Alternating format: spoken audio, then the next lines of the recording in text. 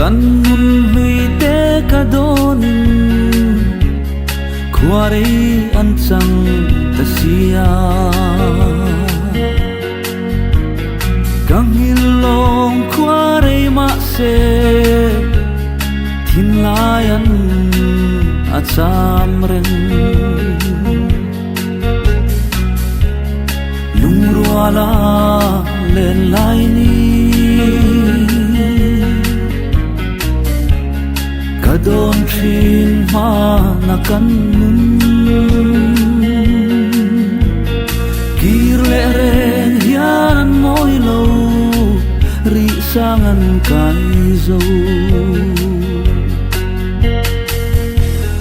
to le ni hi o mang mo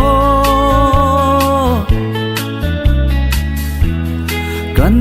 tong hian karing lo apoi nghe mai kan nun lui dam takin o mang tha ti ma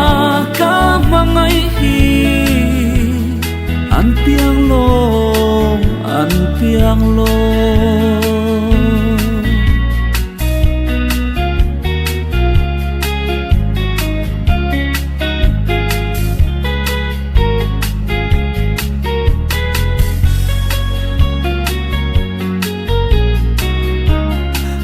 lai pial ran theng ma la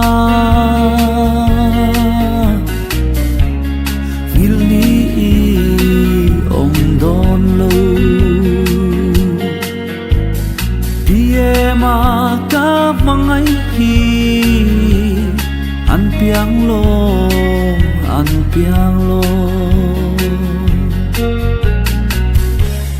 lung ruala len lai ni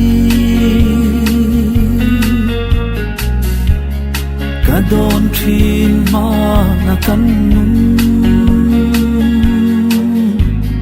kir le reng hian moi lo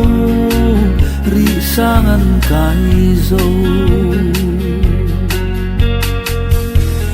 to le ni hi o mang mo kan tong hian karing lo apoi nghe mai kan nun lui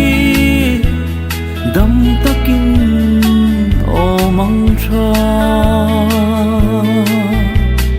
ti ma ka mangai hi an piang lo